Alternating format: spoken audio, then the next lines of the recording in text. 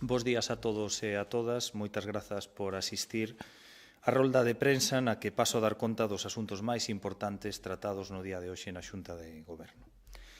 No que ten que ver ca mobilidade, seguimos a facer un esforzo investidor enorme para rehabilitar, manter e mellorar a rede de estradas da nosa provincia, que creo que convén recordar que é a máis extensa da de todas as deputacións de España, cun total de 4.217 kilómetros de longitude.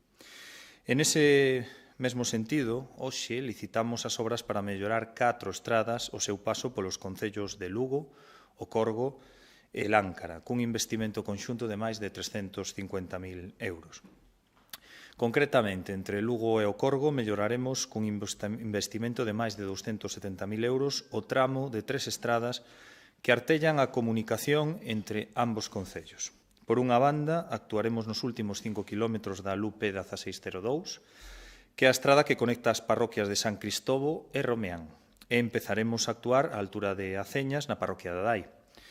Gracias a este proxecto acondicionaremos tamén os primeiros kilómetros da LUP 1606 no tramo que vai de Adai a Queizán de Abaixo.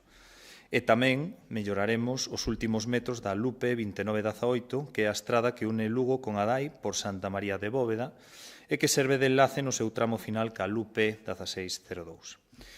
As obras en todas estas vías consistirán na reparación de desperfectos, na reapertura de cunetas, repavimentación e pintado. O prazo para a execución destes traballos será de 3 meses desde o inicio das obras.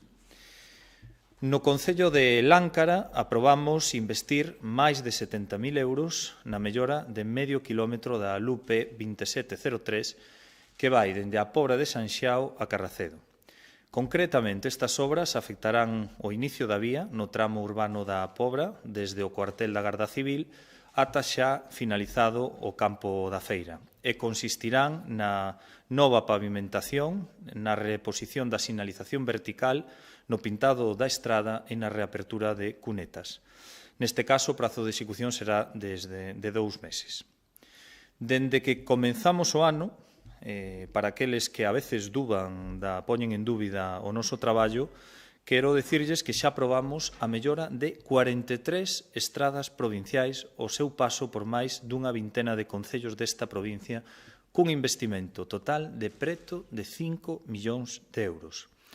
Unha cantidade que supón máis do 40% da anunciada polo propio presidente no primeiro paquete do Plan de Estradas, que está dotado, como xa adiantamos, cun total de 12 millóns de euros e que servirá para condicionar este ano máis de 280 kilómetros en vías de toda a provincia. E para finalizar, tamén decir que na Xunta de Goberno de hoxe acordamos aprobar a autorización de uso por 2 anos, prorrogables a un total de 4, dos hortos urbanos do Parque do Rato, a un total de 89 usuarios e usuarias destes espazos. Delas, 39 son para antigos usuarios que se lles acababa a concesión e outras 50 para novos beneficiarios.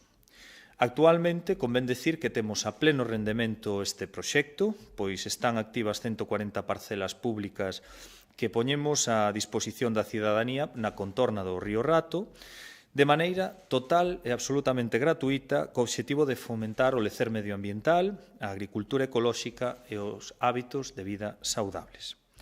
Ademais do propio uso das parcelas, os beneficiarios contan adicionalmente cun servicio no que reciben atención e asesoramento en temas como a horticultura ecolóxica ou calquera outro aspecto relacionado cos terreos, como pode ser a xestión dos recursos, os materiais e a maquinaria existente. Pola miña parte nada máis, e quedo a vosa disposición por se houber algunha pregunta relativa a estes temas.